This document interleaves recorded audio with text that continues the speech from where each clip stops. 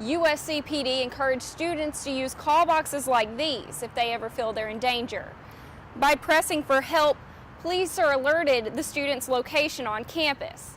But Adamson says these are no help.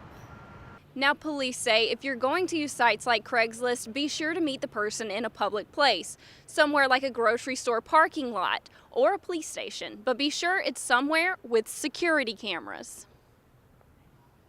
This is really beneficial in places like the Carolina Coliseum, the building where Laguerre was trapped. Here you have no cell service, but you do have Wi-Fi. Facebook will send a notification to your phone asking, "Are you okay?" Then you reply with yes or no, and it immediately alerts your friends and family. Right now, a bill is being presented to legislators that, if passed, will allow pharmacists that right to prescriber status. And that's appealing to many patients, especially here on campus, where on game days, Bulldog Stadium draws thousands to support the team and the community. Everybody that helps, we're fairy godmothers.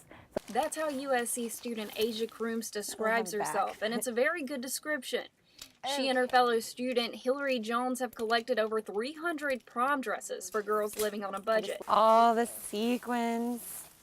They're collecting them for an event called Cinderella Project, where young girls can come, pick out a dress, and take it home for free. That's going to make someone very happy if they're looking for that. And that's what Hillary says she's looking forward to the most. Seeing the look on just one girl's face, just when she finds that perfect dress. But it's not just dresses. The girls have also collected shoes and accessories to help make outfits complete. These look like they've never been worn. The big event takes place tomorrow, and the South Carolina Bar says they're excited to sponsor it. If you remember your prom for, the rest of your life, and so just to be able to be a part of making that memory is really heartwarming. A total of 800 dresses have been collected with the hopes that each girl can find that special one that makes her feel like Cinderella. Princess. This is the princess dress.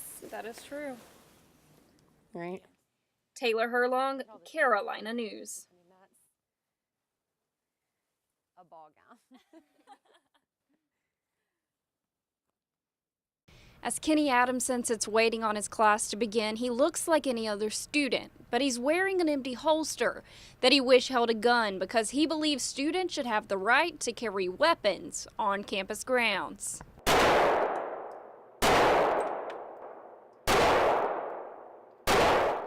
Guns are a big part of Adamson's life, and shooting is a hobby that he takes very seriously.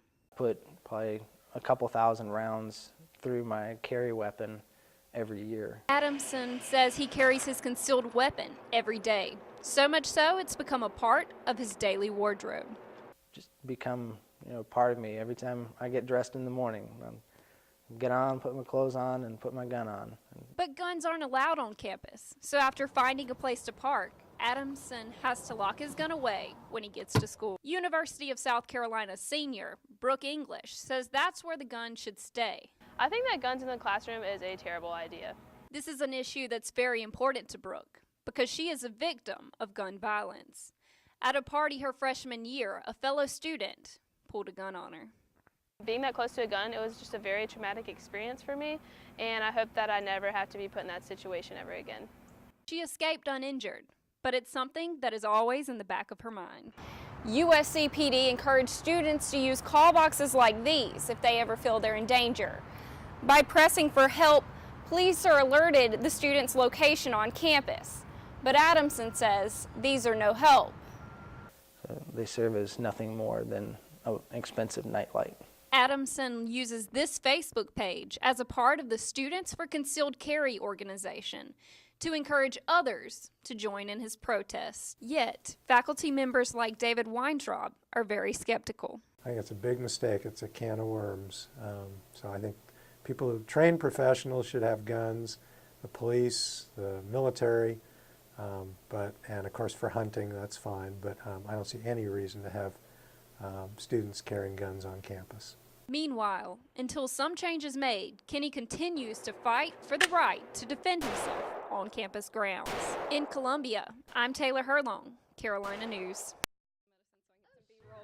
Riley's pharmacist Kathy Moore has been in the business for over 20 years. She says if doctors would work with her, It would be beneficial for all parties for her to prescribe medications. Say they came to the drugstore on a weekend. They had no refills, and it would be nice to be able to give one more until they could see the doctor, say the next week or so. The argument is doctors study symptoms and diagnose a medical problem, while pharmacists study medicine to treat that diagnosis. Many pharmacists believe they should also be able to prescribe medicine. Right now, a bill is being presented to legislators that, if passed, will allow pharmacists that right to prescriber status. And that's appealing to many patients. Patients like Shelby Wolf, who says she wastes her time and money on follow-up visits for the same medication. It would just be a lot easier if I could just go to the pharmacy and they would already be able to write it there. But many doctors don't agree. Medical student Kyle Beatenbaugh says this wouldn't be what's best for the patient. Pharmacists don't have the same level of training as physicians. And he should know. He was a pharmacy student before deciding to become a doctor. So I think it would benefit, everybody if maybe they did it in a team-based approach and not independent. And that's where Moore agrees. It would have to work out that way. It'd have to be kind of collaborative. For now, the bill asks for more than a collaborative effort, one that would allow pharmacists to independently diagnose and prescribe medication for patients. Taylor Herlong, Carolina News.